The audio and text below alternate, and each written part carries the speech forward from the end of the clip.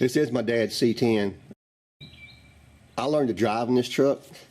I've driven many a miles in this truck, not as many as my dad. My dad drove this truck 25, 30 years every day, back and forth to work, to Delta Airlines for 20 years, and then after he retired, I've hauled stuff. I've hauled everything I can think of. Dad's hauled stuff. We've all hauled stuff. This truck has got 3 lifetimes, well, 2 at least, plus the original owners that bought it, who I still know that family. Anyhow, there's my dad's truck. I'm getting ready to do some more of the rust repair on my dad's truck. This is the cowl area. This area was rusted out really bad. There's a vent that went in down through here. Those of you that have C10s are familiar with the vents that go down in the kick panels, and there's, of course, was one over here as well. They were rusted out severely. I would have had to spend hours and hours and days making those panels. You can buy replacements, but they're in the hundreds of dollars, and I just wasn't willing to make that investment. This truck has air conditioning. Dad put AC on it years ago, so it's got AC. The vents aren't needed anymore, the cowl vents. You old timers like me, you remember pulling the vents down by the kick panels to get air. Part of your 460 air conditioner, 4 windows down, 60 miles an hour, as Dad used to say. So I replaced them. I patched them over, or took them out and patched over them. So in doing all that, I had to replace all this under here. I did a bunch of rust repair in the cowl under here, even this side up under here where you can't see it. The reason I cut a lot of sheet metal out, I cut this section out in one piece, then I had realized it wasn't enough, and I had to cut out another piece. Actually, it was this way and this way. Anyway, so now I'm putting them back together. There's also a piece right here that I've got to put back, attach back here, as well as on the driver's side. What it used to do was funnel air in the vent here, recirculate, go into the blower for the heater and the cowl vent, and then it had a bottom here. That bottom was completely rusted where the water had came down. GM didn't seal anything.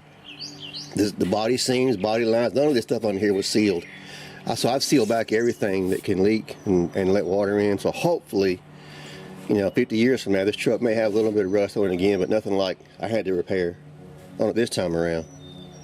So that's what I'm doing now. I'm getting ready to repair these panels, weld them back together, take them off and sandblast them, clean them up, prime the back. I always prime the back side of everything I can, and then me putting them back on later, along with when I get ready to weld in this panel up here for the you know what I mean.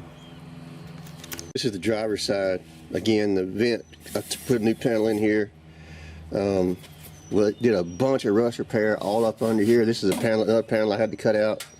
I kept this in place for several reasons, mainly to keep the mounting holes for the fender in the correct location. I could have cut it loose and braced it and did several tricks to do and cut it all the way off, but I just didn't want to do that, so I left these corners intact to keep my positioning and my structure across the corner in place. Anybody that's a body man will understand what I'm talking about. See rust down under here, so I've seam sealed all this up here. I got to add some more seam sealer, then place this panel back in here. This one, of course, the bottom will be open again, same as the passenger side, so the water will just come down and run completely out. Won't get trapped and sit in here and cause all that rust like it did. Dad had even put foam, expanding foam from the inside many years ago to try to stop the water from coming in. So he had been doing it a long time. He stopped driving this truck in, I don't know, early 2000s. So he was doing it long before that, probably back into the 90s, if even further back than that. So anyway, that's where we're at.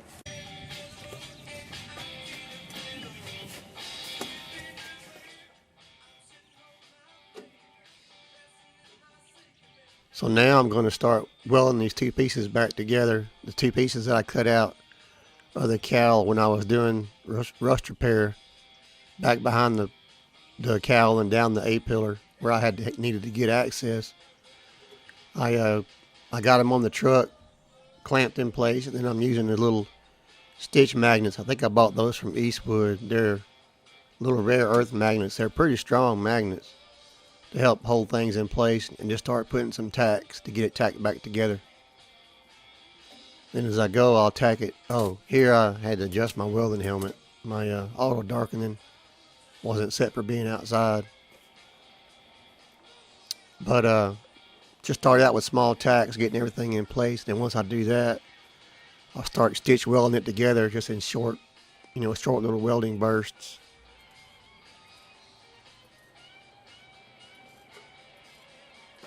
But it's important in the beginning, to get your tacks in position where you want them.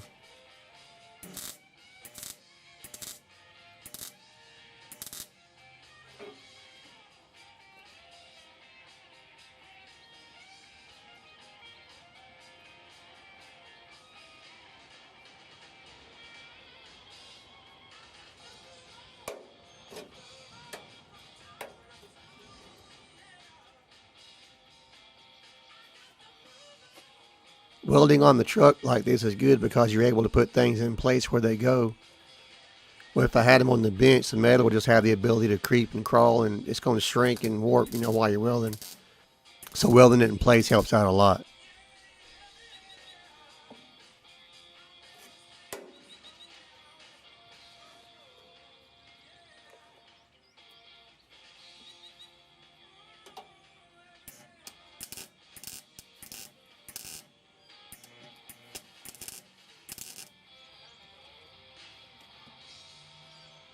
I got the heat on my welder pretty hot, so I can only really weld in a short burst.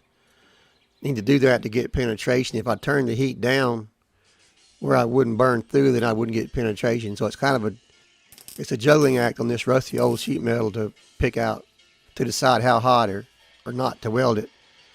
But I got my welder set pretty hot. I just weld in short bursts.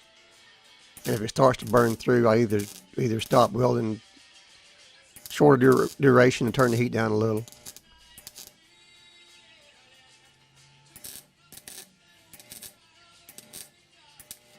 Now I'm starting to stitch the seams together a little bit.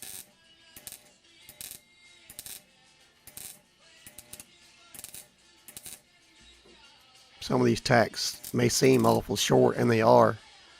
But like I said, I got the heat up hot enough, I'm getting really good penetration. If I tried to weld a 1/2 inch seam, I'd burn right through it.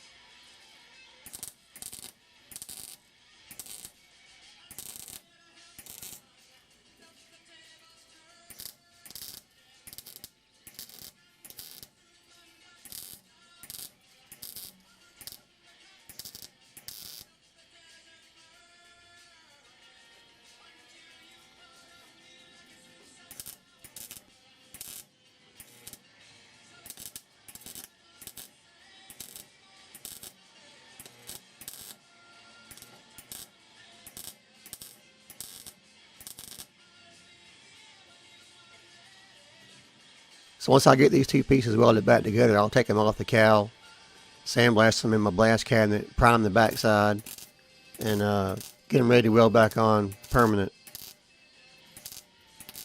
They should fit pretty good since I welded it together, in place.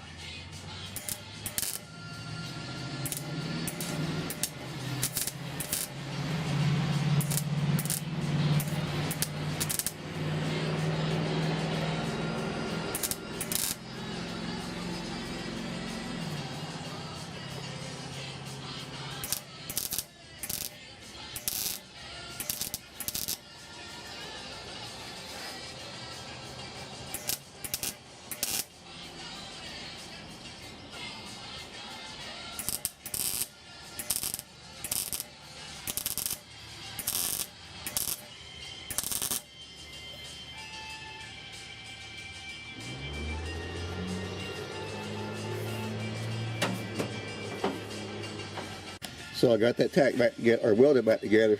I went ahead and welded it on the truck because when you weld stuff, it shrinks and contracts and metal moves around. So it's just better to do it on here. So all I do now is take it back off, clean it up, prime the back side, and it'll be ready to weld on permanent. So till next time.